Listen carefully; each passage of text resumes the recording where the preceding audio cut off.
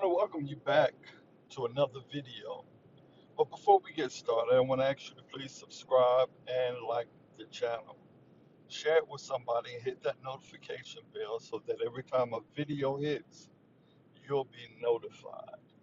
Today's video is why do you keep going back to what hurts you? Let's get started. Let me ask you something. Why is it that you keep going back to the very thing that broke you? Why do you reopen doors you've prayed to have the strength to close? Why do you say, this is the last time, but somehow it never is?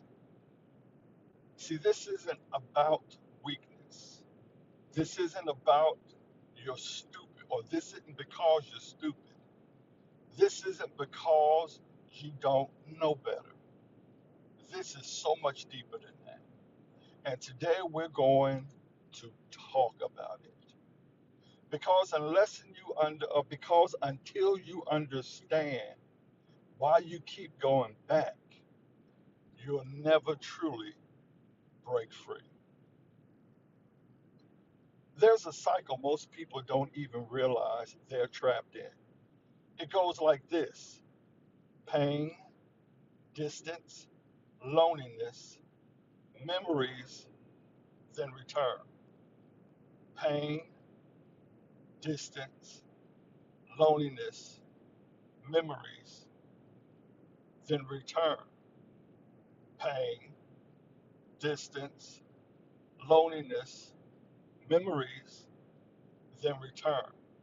You get hurt, you walk away, you swear it's over, but then you start remembering the good times.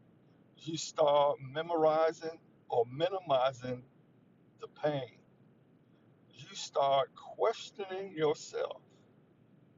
Maybe it wasn't that bad. Maybe I overreacted. Maybe they'll change. And before you know it, you're right back where you started. All right, and if you would, go ahead and hit that like button and subscribe to the channel. And here's the truth. You're not addicted to the pain. You're addicted to the familiarity. Pain you understand feels safer than peace. You don't. Let me say that again. Pain you understand feels safer than the peace you don't. Let that sink in. Because when something is familiar, even if it hurts, your mind says, at least I know what to expect. But healing is unfamiliar. Healing feels like silence. Healing feels like uncertainty. Healing feels like letting go of something that once mattered. And your mind, your emotions, your habits, they resist that. So what do? You go back to what you already know. Listen to this.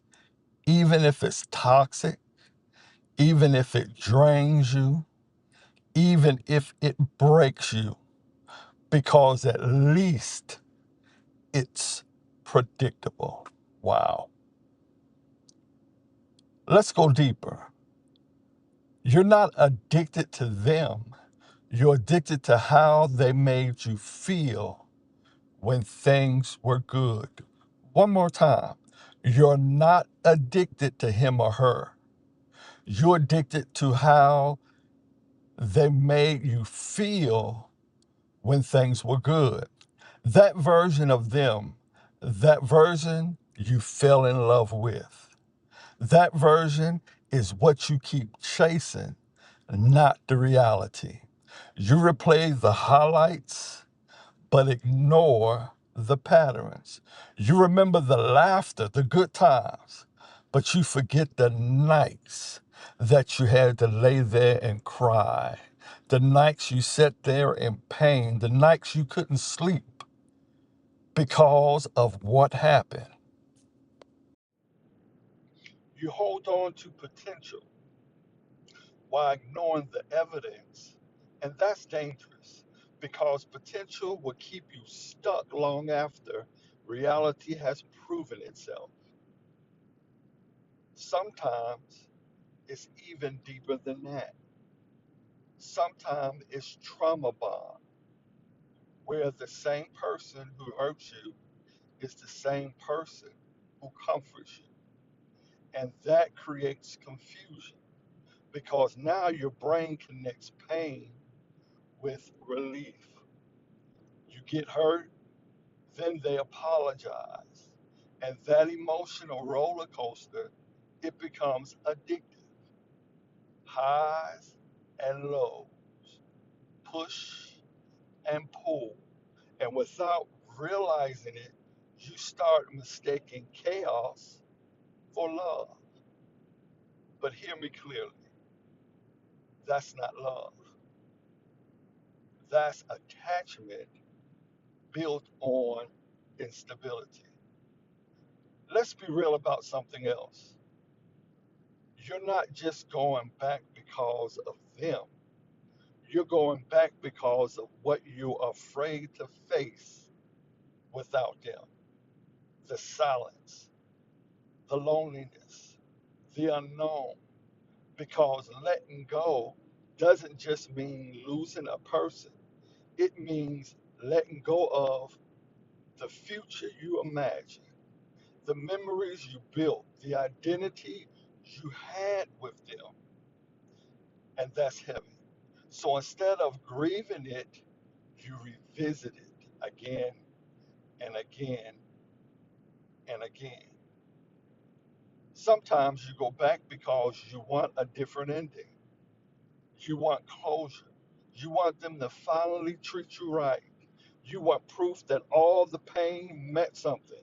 So you try again and again and again, hoping this time it'll be different.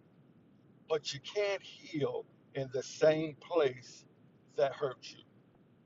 You cannot heal in the same place that hurt you. One more time. You cannot heal in the same place that hurt you. And you can't rewrite a story that someone else refuses to change. Here's the truth: if it keeps hurting you, it's not meant to stay in your life. Not everything you love is good for you. Not everything that feels familiar is healthy. And not everyone you miss deserves access to you. At some point, you have to choose your peace over your attachment, your growth over your comfort, and your future over your past. Breaking this cycle isn't easy because it starts with awareness. It starts with catching yourself before you repeat the pattern. It starts with asking, am I going back because it's right or because it's familiar? And then you choose differently, even when it's hard, especially when it's hard, because growth will always feel uncomfortable until it becomes your new normal. You don't deserve a cycle of pain.